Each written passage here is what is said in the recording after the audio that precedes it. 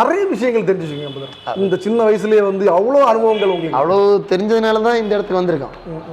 But என்னோட இந்த வெற்றிக்கு ஐ மீன் நம்ம முன்னே வரணுன்றதுக்காக ஒரு லவ் இருந்துச்சு.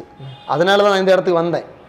ஐ மீன் எப்படி அந்த லவ்னால தான் நான் அங்கே ஊர்லேருந்தே வெளியே வந்தேன். ஊரில் எல்லாம் நான் சின்ன வயசுல காசு சம்பாதிச்சேன், அது யாருக்கும் தெரியாது. பட் அது இருக்குது, வீடு வைக்கிறதுன்னு சம்பாதிச்சேன். பட் இருந்தாலுமே நான் சும்மா ஊர் சுற்றுவோம், நல்லா கறங்கும், ஜாலியாக இருப்போம், விளையாடுவோம், கிரவுண்டில் இருப்போம். இதே ஒரு வீடு வேணும், ஏதோ வேணும், நல்லா வேணும் அப்படின்னு தான் லவ்னால ஊர்லேருந்து வருவோம். பிரச்சனை இல்லாத தான் வந்தோம். நான் இங்கே வந்து அதுக்கப்புறமா ஆகிட்டானா லவ் போச்சு. அது என்னோட கேர்லெஸ்னால தான் லவ் போச்சு. அப்போ ஆரம்பத்தில் லவ் இருக்கும், நம்ம வந்து உழைச்சி முன்னேறணும் போது அந்த லவ் போயிடும். அது நம்ம முன்னேறும் போது நம்மளால் பழைய மாதிரி பேச முடியாது.